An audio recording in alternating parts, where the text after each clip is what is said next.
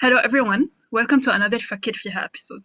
I am today's host, Hala Shawa, and I am thrilled to be interviewing our special guest today.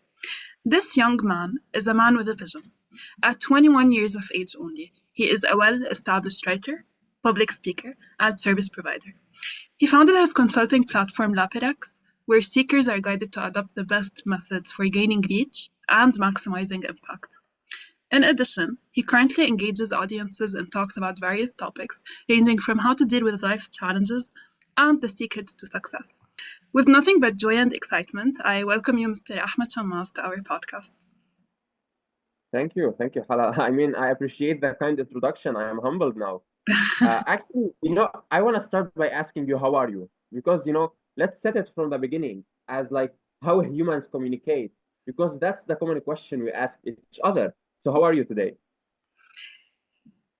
Do you want the basic answer of good? How are you? Yeah, that's the thing, and that's why I wanted to start the conversation that way. Because if you ask me, good, how I am not well, and that's the idea. It's okay not to be well, because now in our society, it's kind of like, okay, how are you? It's just a standard, as a standard answer. Good, I am fine. Good. But the thing is, people don't realize that it's okay not to be good, and I'm not good. I'm not okay, and it's normal because life is just like everything in life. It's seasons, and it's not about being good in every season. It's just about embracing the season you are in. So if you are not doing well in the season, just take it and embrace it because it's normal. It's part of life. And if you are good all the time, then there's something wrong with you. Like I'm telling you, if you are always happy, always like being, oh yeah, do this, do that, there is something wrong with you.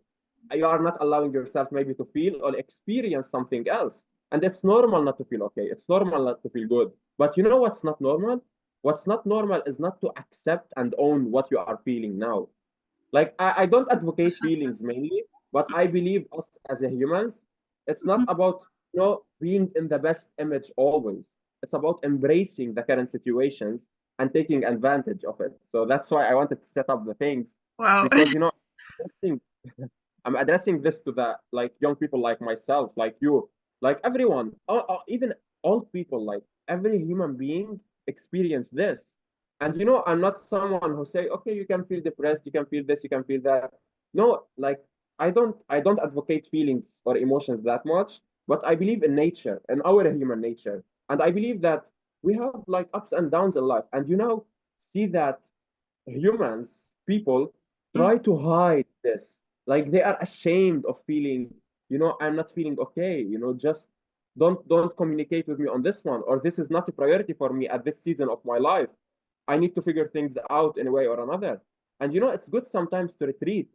But what matters the most, I believe, which I'm planning to discuss, because you sent me one of the things we are going to discuss is something about like my philosophy or like 1 year ago and 1 year now, and it's honesty within Spoiled oneself. the interview. No, no, Yeah, thank you so so much for this introduction. You kind of reminded me of Robert Greene's about mm, human nature, the laws of human nature. And I thank yeah, you for starting my Sunday on such a good and realistic note. yeah, that's our perception of reality. Like we should us humans always check within ourselves. Mm. I'm really impressed at 21 years of age, you kind of established this philosophy. And I just wonder, what were the stages you went through? How did your perception change from one place to another? It might be a bit personal, but I'm interested also to know about it as we go through the questions, if you're open. Yeah, surely. Let's get into it. I'm excited to share That, as well, and I'm planning actually to set the hooks up, like to keep our viewers on their toes. I definitely am planning to share kind of everything I have and things I haven't shared publicly yet. So yeah, let's get into amazing. it. Then we have the exclusive scoop right here. So for my first question, Ahmad, I am very curious about this. So, nos oblique, I'm not sure if I'm pronouncing it right. What about it? What is it? And for those who follow Ahmad, know exactly what I'm talking about. I noticed that you have this symbol spread across all of your platform and posts. So can you tell us more about it? It's actually funny because 3 days ago, no, not sure, not 3 days ago actually, so I don't be a liar. 7 days ago or so, like 1 week maybe, someone asked me on, we have like a group chat between us, like my community and stuff, and someone asked me like, okay, I see you posting Nos Obiko, and what does it mean? Like, what does it really mean? And I was like, okay, go research and then tell me what it means. Okay. So the thing is, if you do try to do a research on it, it doesn't have actually a particular meaning. But if you translate from Latin to like English, and the literal meaning, it will be us everywhere. Mm. That's the literal meaning. But how I see it, or like what's the origin behind it, or maybe the thing that people are not seeing on it is us being everywhere, as in us as observers, humans, us being observers of our atmosphere, what's going on, what's happening. And I see it more as a way of connecting with the world, that I am myself an observer. I observe a lot, and that's my nature. I observe to analyze, to reflect, to understand, and gather this knowledge as a form of knowledge and turn it into an insight. But to actually understand, you need to observe, because if you can't observe, then you have nothing to reflect on. But when you observe, then you have the accumulation of information to reflect on it and turn it into insight. So Nos Obiko is more just that we are everywhere, we are observers, and we perceive things as we are perceiving them, or we want to perceive them. So that observation will turn into insight through reflection. That's kind of the meaning of Nos Obiko for myself. That's amazing. You actually reminded me of one of my favorite quotes, perceptions become reality. And also, like, one of my favorite instructors, who's our psychiatry instructor, uh, at any point when we ask him, like, how can we solve this issue, whether it's interpersonal or interpersonal with the patient, he always says, before you sleep, before you put your head on the pillow, just reflect on your day. Mm, How was it? How did you feel about it?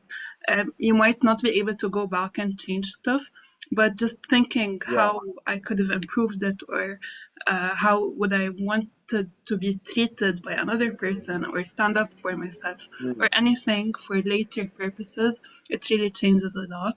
And I try to remind myself mm. to ground myself in that mentality as much as possible, of course. So I love how you took this kind of symbol and had this whole realm of meaning behind it, and I really, really love that. Yeah, I appreciate it. Actually, I see it more as something to refer to, because I just don't want something to be empty. I love to share things with meaning. So Mm-hmm. when I share a story, if I am at an event or participating in something, I don't need just to share the story to just for the sake of showing off. No, I am showing off. I'm showing up, not showing off actually. I'm showing up there to observe, to understand. That's my aim. So it's kind of like a symbol of representing that, okay, I am there to observe and understand, and that's my aim, that's my goal. And that's why I believe I am on earth actually to observe. It's one of my kind of purposes or perceptions on reality, that I am here to observe and reflect, because what or how I observe our world is in a very neutral way. So now you can tell me I am wrong, and I'm gonna tell you, yes, I am wrong. Okay, tell me how I am wrong. Why you think I am wrong? I'm not going to defend myself. I don't care if people see me as someone who is doing something wrong, or I'm not doing the right thing, because from my perception, I am doing things in a neutral approach. Like I know that I have set of values that I am kind of putting them as my guidelines, and I am also going under the governance, if you want to say, of human nature. And Yeah. those are the only things I care about, or what my people call, like when you say human nature, it's also about moral responsibility and all those stuff. And Yes. I have my set of values, and those are the guidelines that are governing my path in this world. And one of the things I am here to do is to actually observe and understand, and try to maybe not to change. I don't want to change. What I want is to inspire, spark a perspective, because me today is different from me yesterday. And that's something we're going to discuss Definitely. later on in this episode, that me yesterday didn't have the insight I have today. And that's why yesterday me is different from today, is different from tomorrow. And that's something you should kind of own and Mm. accept and also benefit from, because it's actually an advantage. Like if you can change yourself literally every day, like why not? You can choose to be whoever you want to choose to be. And that's what we don't realize, that we are unaware of our choices. And that's what you said in the quote, like the perception kind of connect to the reality and reflect on your day, because just a small perspective might change your whole next day, literally. And Definitely. that's something I experienced on a personal level. And that's something I also kind of experienced in my mentees kind of life. Mm. Side note, uh, do people ever tell you that you're an overthinker, perhaps? Oh, yeah, I hear that a lot actually. And it actually made me believe that I am an overthinker. Mm. But how I perceive it or how I reflected on it, that okay, what is an overthinker? Let's go to What's the the origin. An reference overthinker point? is someone who, yeah. What's the reference point? What's a normal thinker, perhaps? Yeah, the thing is, overthinker is someone who thinks a lot, if you want to think of it. But for me, I think for a purpose. Yeah, definitely. I Yeah, don't think just to think. I think to reflect, to understand. there you And go. that's like some got a comment on TikTok actually that you are saying this and that, but knowledge is everything. And then I said, if you have all the knowledge in the world, you can't do anything without insight. Yeah, Because if you know everything, if you can't apply it in your own life, if you can't use it, if you can't benefit from it, then it's useless. Like it's literally useless. So yes, whatever you know is useless unless you find the placement for it. And by the way, every small detail, like everything that maybe might seem for you like, it's not important. Like in Lebanese people say becha, mm, something too bayih. Like even those things you can benefit from. Like even a small joke, you might use it to make someone laugh, and this one might like you because of it, and they might, for example, if you are looking for a job, might introduce you to a business owner who might give you a job. So you just need to think. And I see myself as an opportunist. Like I see opportunity, and I don't care how I relate this to my life. I more understand how to take advantage of it. So mhm, I less think of the reasons why, or to consider maybe I am the victim, or maybe I can be the hero, or maybe I'm this or that. You need to think less of that, because that is overthinking when you mhm. are thinking with purpose. But when you are thinking with purpose, it's more like over analyzing.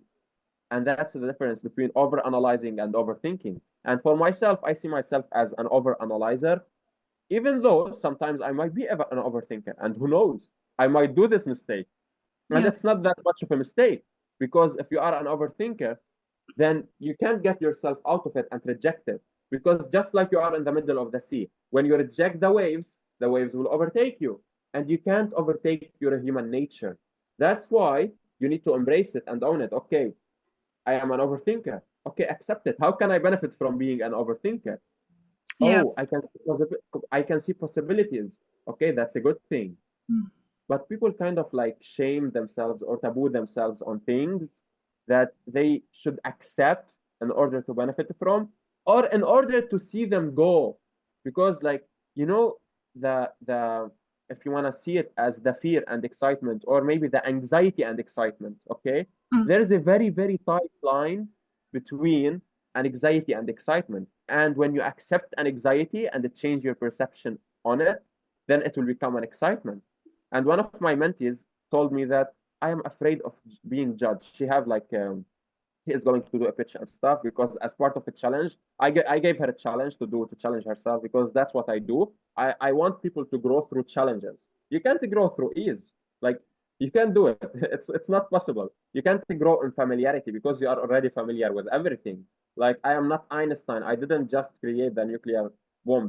Like you can't just grow in something familiar. Like it's Yeah, a pure logic. And definitely. like people sometimes try to ask me of my reasoning, and I say I don't have to give you a reason. Like what I speak is it true, like pure logic.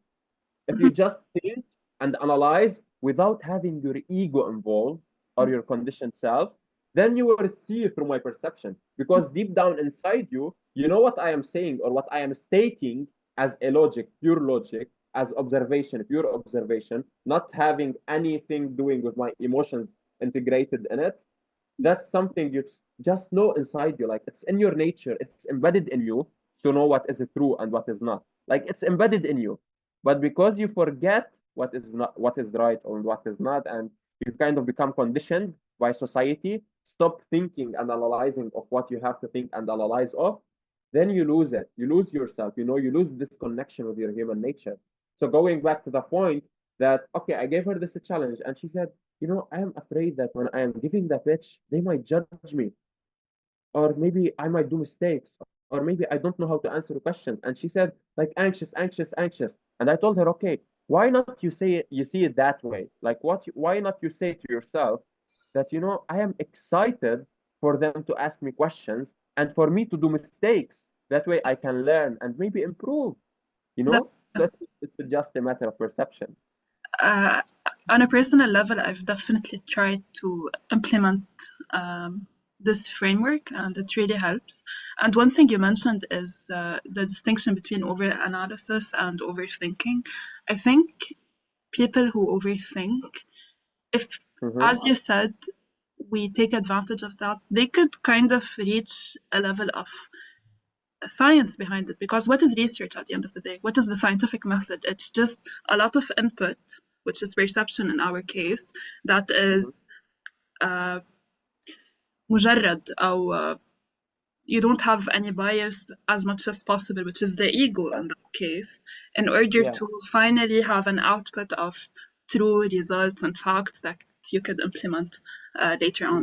So I hope maybe by my 30s I would have this like kind of scientific method embedded in my psyche and in the back of my head. Like anytime I want to Mm. do a decision, it would be like more realistic or could You give me know, the best results possible.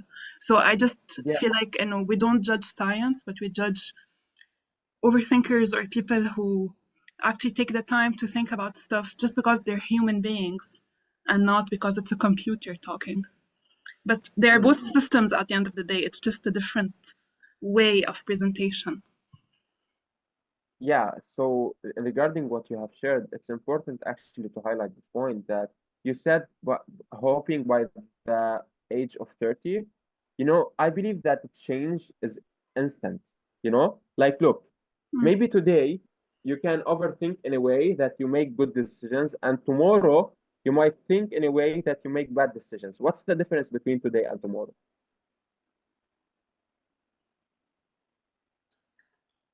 I'm not sure. Yeah, the difference is the funny thing is, and you don't have to be sure of this Maybe one actually. in both cases, you really can't control the outcome. It's just a different experience.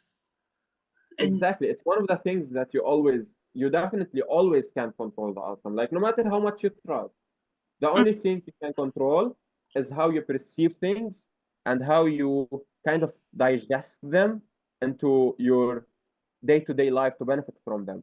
But the difference between me today and me tomorrow is me today have different mentality than me tomorrow. And people might see it as different mentality. How is that? Like, is it possible? And yeah, it's possible because one thing, like you might get triggered today mm, and forget all the things you have today, and you live tomorrow with the ability of forgetting what you have experienced today. Maybe one quote that might make your whole day, and yeah. you forget this quote next day, then you will forget the decision making.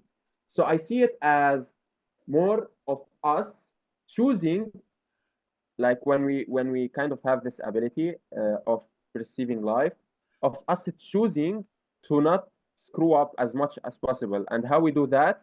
By choosing and not allowing ourselves to choose not to choose, Yeah. because when you don't choose, you are choosing not to choose. Mistakes are definitely inevitable, but I do try to keep it as a rule, like do mistakes, but keep it to a minimum. What do you you think know about it? uh, As much I as heard possible. yeah, I heard someone said something that is kind of like it's a great approach, if Mm, I may say, which is don't aim to make the right thing, mm, aim to make things right. mm. Yeah, because there's no right thing in absolute,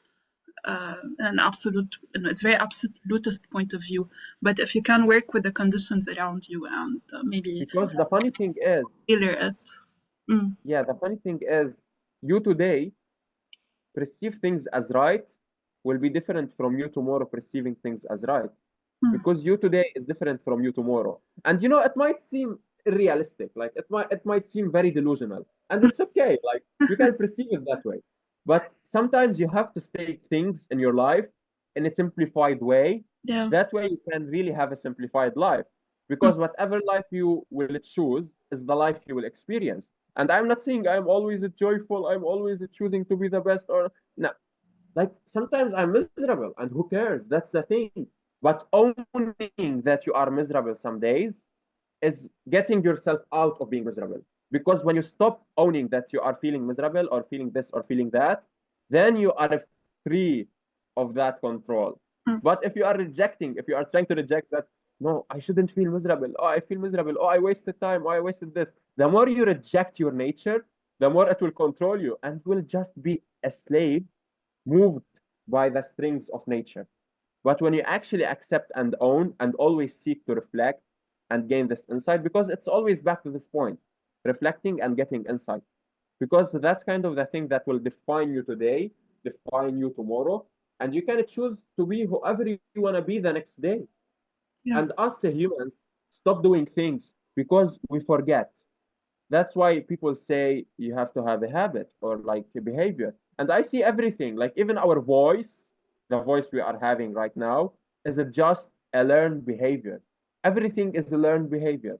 That's why the doctor, like Dr. Lawinat, he say, don't wear the glasses, or like our grandma or something. They heard this that don't wear the glasses of someone who have like weakness in their, you know, eyes, Hmm. because it will kind of have the same degrees or something like this, you know, Hmm. because you will teach your brain that now your eyes need glasses in order to perceive things in a clear way or Even in a though different way. theologically it's impossible, but your brain kind of switches up on you and Yeah, that's the thing. Like when you start seeing things blurry, if you don't, if like now I have maybe 1 degree, 1 degree. If I wear for someone the glasses for someone who have 7 degree by 7 degree, I will see things as a blur.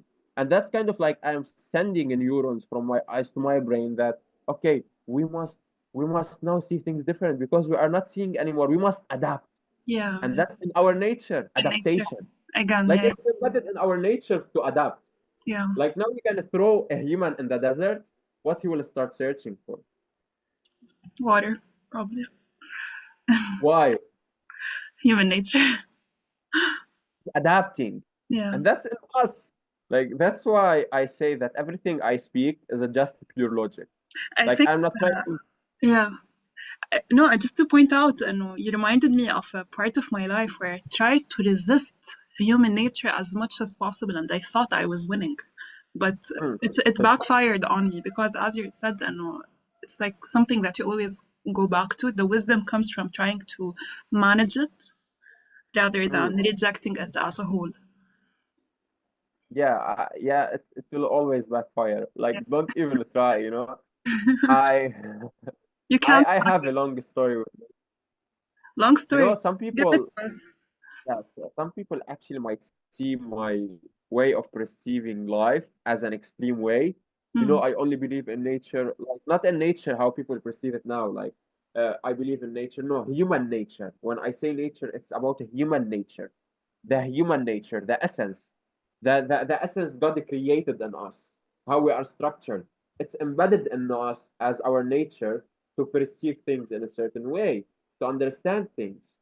And you know, by the end of this podcast, I'm gonna share like 3 keywords Hmm. that those are the only keywords human beings literally. But with that, let's keep our viewers hooked Let's till then, continue with the interview. unless they gonna skip, but they gonna miss a lot. Definitely. Okay, amazing take on human nature. Moving forward, I read that you started working at 14, which is very impressive. I would like to Mm, discuss how your early experiences first shaped your view today, and second, if it had any effect on your direction towards immersing in this science of psychology and human behavior and technology and philosophy. What's your take? mm. So there's actually 2 factors that defines who we are today, you know, relatively speaking. that those two factors are your previous experiences and your choices. So always, every single detail that you have experienced before will have a certain impact on who you are now. But you will choose what type of impact it will have. So as you mentioned, I have started like maybe I was finishing the exams of the ninth grade. We have like Lebanon official exams, like definitely, you know. Yeah. So I finished the exams, you know. I used to be very bad at school, by the way. That's something few people know. I am not a very, you know, good uh, maybe rule obeyer. I am kind of like a rebel. I don't like to have strengths on myself. That's why I didn't like school much. I used to be more an observer. Like I used to love the way humans interact, but I used to be different person. Like if we speak on how I used to be when I was 14, yeah, I started working in sales. I used to do some sales, not only in the place I used to work at, but I used to also sell Instagram accounts. Uh, yeah, Oh, kind of like something I don't share quite much, now we know. but and it helped me kind of get out of my comfort zone in a way that I kind of took responsibility of my life a little bit, but yet I used to be irresponsible. Yet I used to have different mentality. Yes, yet I was totally different person. I've done a lot of horrible mistakes. And I used to be, you know, maybe below zero human being, and that's normal. And you should own who you used to be. You should take responsibility because look, you are not obligated to change who you used to be. You are responsible to own who you used to be, accept it, embrace it, and enjoy who you are now, and like kind of have this oblique toward your future self that you want to change what you have done, or maybe not what you have done like in a literal way, but you want to change your previous choices and choose to do the thing you want to do in a better way or in a different way. So it's kind of like you have obligation toward your future self, and you have responsibility toward your past self. So it's not about rejecting who you used to be, and kind of like I came to a point where I have to either accept my old self, or I have to always keep myself stuck. So then I kind of like had a lot, tons of reflections. Like it didn't came just out of nowhere. I understood my whole line. I reflected a lot, asked myself a lot of questions, and it was very uncomfortable experience, but it was a very good experience at the same time. Because as I said, you can't grow in familiarity. You have to grow in unfamiliarity. And to go to the unfamiliarity path, you have to ask unfamiliar questions. And that's kind of where I got this spark. Okay, I did this now. Why did I do this? Like, what happened in my past that led me into doing this? And I am not saying like be so psycho and asking yourself about everything. No, not that much. But you kind of need to be honest with yourself and have this balance of, okay, my past self was someone, and my future self, I wanted to be someone else. Like, what is it triggering this thing that I am experiencing now that maybe have been kind of sparked by something I have done in the past?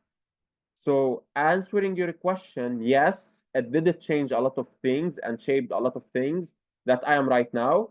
And I did a lot of horrible mistakes. I reflected a lot so I can change myself as a person, you know, or maybe not change myself, but format myself to the person who I am. Because the Yeah, person who you used to be, maybe it's not you. yeah. Maybe it's Uh, just someone you are conditioned to be. it reminded me of Carl Jung's whole analytical psychology theory, and Mm, they mention a lot of shadow work, if you're familiar with the term. And rule number mm, one is always, I think, awareness, self awareness, yeah. knowing oneself, and then maybe you can start reflecting. So you mentioned the word reflecting a lot. As a bystander who's maybe interested in doing this shadow work, what do you think is a good method? Or where can someone start? Basically, like with having tangible actions. Actually, we go back to the thing that is reminding yourself. But like speaking about this point, I told you that yes, my old self shaped who I am right now. And if I go back to when I was 14, I see it as I wasn't knowing what I was doing. Like I wasn't understanding what I was doing. And for me, kind of like what shaped my perception of reality mostly is I changed around 7 schools or so. So I used to observe a lot and compare personalities a lot. So that's one of the factors. But me at 14, when I kind of had the choice to work, and I did work, and I started kind of like working on a lot of things, it wasn't clear for me that, okay, I'm working this because I want to be that. No, I wasn't just doing things, doing the stuff, experiencing life at the moment that I was experiencing life. So Mm, each stage of your life, as I said, each season of your life, you have to experience something that is maybe exciting you or maybe not, but you have to experience it. Or maybe it just got thrown on you to experience. And what people put as an excuse circumstances, I don't believe in circumstances. You are just meant to experience this, but you have to choose to perceive what you are experiencing, how you are experiencing it, how you benefit from it, and reflect on it. And when you are talking about the shadow work or how you reflect on things, it's not only about the journaling. Like the journaling, yeah, it's maybe one of the techniques that it's good for two things. First, that it's easy to write, that you can just thought dump everything, which is yeah, like one of the methods inside journaling. You can like just do thought dumping, it's yeah, done. And the second thing is like it leaves a record, yeah, you documentation know? purposes. So those kind of like, Yeah, yeah, I think for journaling, for example, exactly. it could be sometimes passive. However, if you do it with intentionality, you're intentional about it, then the method really doesn't matter. It's just having the intention to do this work and Mm, to look back and reflect and be self aware. And at some point, it's painful. Like to look at yourself from an outside perspective, what have I done? mm, What that's are my mistakes? So it takes a lot of strength, inner strength, and I think the willingness to forgive oneself. I highlight on this point personally because mm, I think this is what's stopping a lot of people from reflecting. The shame and guilt that they might have to deal with. yeah, yeah. I see it as way they want to escape honesty. That's why Yeah. I said when you are honest with yourself and you are ready to accept, then you can be truly free from your conditioned self, from Yeah. your ego, because you are not attached, you are detached. You are perceiving the world as a third party perspective, as you said, observing yourself. It's hard, yes, but like you can't really understand something if you are very attached to it and involved in it. And kind of like shadow work or like reflecting how it works, it can be just like everything else, a behavior, a learned behavior. You are Mm-hmm. just building the habit of reflecting. And it doesn't have to be every day. You don't have to do it every day. You can do it every day, but you don't have to. It can be passive, or maybe it can be like just happening in your mind. Mm-hmm. Maybe you can create a chat on WhatsApp and use like digital text, or Yeah. maybe you can just do recording. Like for me, I do the three voice recording. I do like the thought dumping on paper when I need it, and Mm. I also do the digital text. Okay. So Nice. there is no actual rules to govern this. Thank you. It's just a matter of building the habit. I was looking for this answer. I started off by asking what is your method, but I know, at least in my experience, that there is no one true way. Everybody kind of finds it as they go. Uh, just to touch up upon two things that you just mentioned, I think that this learned behavior, it's also important to establish the fact that learned behavior is not bad. It might have served me at one point in my life, but it's important to know that this is a learned behavior. And if it's not serving me well at this point of my life, then I need to let it go. And sometimes the learned behavior is a good thing. This is my Yeah. first point. And the second point, I think, when you said about the three things that you do, I can add a fourth thing: having a counselor, a mentor, a best friend, a family member, Mhm. someone who that can mirror you. If you're fortunate enough to have that, could really help you grow a lot. They can remind you of your vision as you go, like just normal conversation with Yeah. people that you trust. You know, actually, I'm gonna jump into your second questions, then I will go to the first one. As for the Okay. second one, it's a very important part of my life that kind of like the only person I will truly trust is the person who will be labeled my partner. Okay. Because Mm. how you perceive it, you have a partner in your life, you marry someone to get your life witnessed. And getting your life witnessed is also a form of a journaling.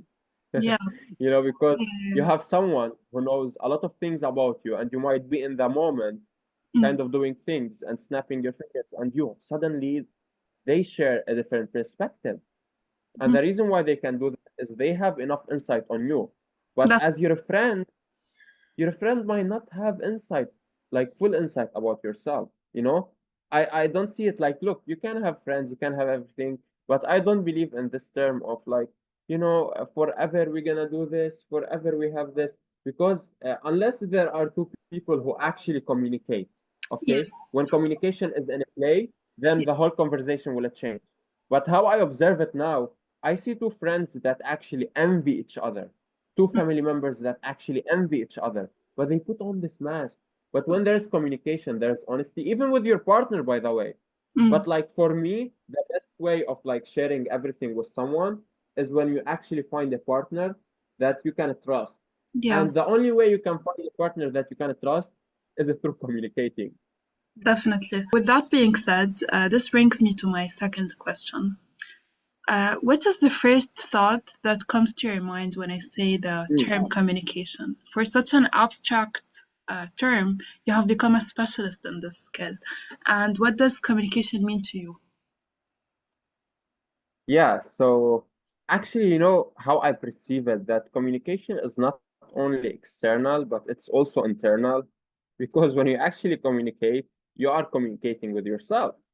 So if you think of it, it's not only about communicating externally, but communicating internally. With that being said, people refer to it as emotional intelligence. Yeah. Yeah, and it can be emotional intelligence, but like yet it have a lot of things to discover and explain and talk about. Like it's too much to just be covered in one simple term, or try maybe to get a shortcut on it, because communication is everything. Like if you can't communicate, you can't do anything. Like even if you want to drink water, can you just go buy a bottle of water without actually communicating? Like, okay, yeah, you can do this and that and tell him, yeah, with the language sign, and it's a sign language. Mm. Even that is a communication. Even that is a form of communication. Even for babies, for example, now that you talk about it, they cry when they need something, which is a form of communication because they haven't learned Yeah, the advanced it's kind way. of like that. Mm. Yeah, that's their language. They are trying to communicate. They are trying to express. And Mm. everything around you communicates something. Like literally everything around you. A messy room communicates someone who is lazy, for instance. And I'm not saying that maybe if you have a messy room, you are always lazy. Like sometimes it's reasonable. You got me? But like what I'm trying to project in here, that everything communicates something. If you just observe around you, you can seek the understanding of what this certain thing is trying to deliver on, you know? So if you think of it, that literally every single small sign is communicating or giving you energy of something. And giving energy is a way of communication. Like when you hug Transaction. someone, that's a way of communication. Hmm. Hmm. Hmm. Yeah, yeah, I got your point. Yeah, you said a transaction. Some people see me as someone who might be disturbing for thinking of everything as a form of transaction. Because, even I see relationships as a form of transaction, and Yeah. not in a bad way, not in a negative way. Like, transaction is not something negative. Because if you think now, let's take it that way. The cloud needs to kind of like get with another cloud in order to kind of like have these chemicals move to rain. Okay? It transact with another cloud to transform energy into rain. And Mm. those rain will go on the soil. And the soil must take the drops of the rain in order to give a plant. So everything is a transaction. Like, Yeah. and whether you see it or not, everything you give, there's something you are getting in return. That's, Always. Maybe it's an emotion, maybe it's a feeling, maybe it's like a memory, maybe it's a thought. There is always something in play. Like, okay, yeah, you might not be aware of it, but it's in a play. Like, you can't deny it. You can't say no, it's not happening. Yes, it is happening. And everything is a form of a transaction. And communication help you or allow you to kind of understand those transactions or get those transactions into application. yeah, beautiful. I feel like another quote of my favorites is, it's not what Mm. you say, it's how you say it. Also, like Mhm. another aspect of communication is the delivery part, because it goes back to the energy aspect that you mentioned. It's how you Yeah, say it. Maybe I need something, I say it differently, I don't get it. So even from a social point of view, any communication that you might have with another person can be perceived as manipulative, but I don't think it's manipulative. Any form of communication is a form of manipulation. It can have a neutral yeah, connotation if you think about it this way. Tell me, what do you think? yeah. It's actually funny that we didn't have this conversation before, and I didn't get the chance to give you the insight I have on manipulation. But Mm, for those who are mentored by myself, for those who have those previous interactions with me, and we mentioned the word manipulation, mm, I don't see it as something bad. mm. I see it as you don't know how to manipulate, then you are that person. And you are at, Okay, I'm gonna explain that. and you might get manipulated. So you have to be aware of it. It's just a matter of You delivery. know that, like, you see now, you use manipulation in a negative And way then because that's how we are conditioned. Like, uh, it's kind of like very parallel, very funny, but like at the same time, if you perceive it, yeah, everything is a neutral. Nothing yeah. have a meaning. Everything is literally neutral, fundamental zero. It have no value, Mm-mm. literally. And I'm gonna give you the simplest example or the easiest example, which is like now, when you used to be in the eighth grade, seventh grade, you had those trips. You wanna Mm. go with your friends to a trip. When you go to your mom and you talk to your mom, what you gonna tell her? You're gonna tell her, Mom, I have a trip. I wanna go to it. That's how it's in your mind. That's your objective. Yeah, That's literal communication. You say it as it is in your mind. Mom, I have to go to the trip. And she will be like, are you even talking to me like that? Like, why are you talking to me like that? yeah, She will give you millions of reasons not to actually do the direct communication. yeah, And you can be manipulative in your direct communication.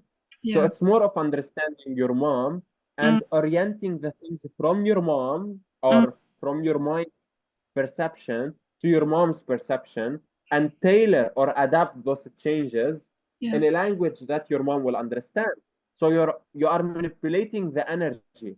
yeah, yeah, yeah. With You the are pure manipulating the intention. atmosphere. Yeah, with the pure intention, and you're just kind of trying to adapt. We come back to the topic of adoption. Like, how do you express Yeah. respect? How do you express empathy? Me, coming from a healthcare field, I'm a nurse, Mm. soon to be. So when Uh-huh. you try to be empathetic and you show this very non-realistic, empathetic face and communicative face when I truly, genuinely don't feel like it, Yeah. this is a form of manipulation that is kind of being resourced for positive intention. So I think, yeah, it's very important to like kind of separate these two topics that we have been conditioned to associate together. Manipulation is a form of communication. Yeah. And for me, I believe like you need to use manipulation. And it's not about protecting yourself from being manipulated. The only thing that can protect you from being kind of played by other people, let's say played by other people or used by other people or taken advantage of by other people, not manipulated, is Mm. your self-awareness. Yeah. But you need to use manipulation in order to influence, to deliver a message. And some people say, but influence is different from manipulation. No, it's the same thing. You are manipulating the things inside your head. Yeah. Go say things as they are Yeah. and see the results. Like your mom, you Manipulation gotta go to is your a mom. You can't tell her, I want to do this thing. yeah. Yeah. Manipulation is a scientific term. Whenever you manipulate a graph, it's just as you said, you manipulate the energy, you play with it. So Yeah. yeah. Like you're gonna go to your mom, first thing you're gonna tell her, Mom, I love you. Like, or you wanna eat, or even when you wanna eat, you do this. Like, I love you, like, those stuff. It's kind of like you are tailoring her focus. And manipulation is used to shift or reshift the focus of the humans. So Mm, it's a good thing, not a bad thing. But if you don't have awareness, yeah. you can be played by others. Played is the right term to use for negative quotation. Played. Because when you are Mm, played by others, it's always negative. When you are manipulated, it can be sometimes for your own good. And yeah. that's what kind of I label myself as I am a bad person with good intentions. There you go. No, Yeah. I love So how you that's worded the it, whole and view. I hope we tried as much as possible to word it in a clear way in order not for things to like We be don't need taken. to. That's Uh, Yeah, we don't need to. That's my whole philosophy in life. mm, Like if someone misunderstands me, they are misunderstanding me because they are conditioned to misunderstand me. mm, It's not my fault. It's their responsibility to become aware of what they are misunderstanding and ask why they are being triggered, why they are misunderstanding. It's not mm, my job to make them understand. It's my job to start kind of like just spread the light on things, mm, and I can't change them. Like I can't do anything. I mm, am useless for them. Like I can't do the effort for them. I yeah, can just give them, the plate and they have to eat. It's their job to eat. It's their obligation, not mine. My job is to kind of like I'm responsible for delivering as much insight as I can that I accumulated through kind of reflection, logic, all of that stuff. But it's their job to understand how it's affecting them and how they can benefit from it. Like even if what we said now, like manipulation is a good thing, even if it's bad for them, like even if they got triggered, the mm, only thing they need to ask themselves, how can I take advantage of this information? yeah, How definitely. can I use it to my advantage? Yeah. That's it.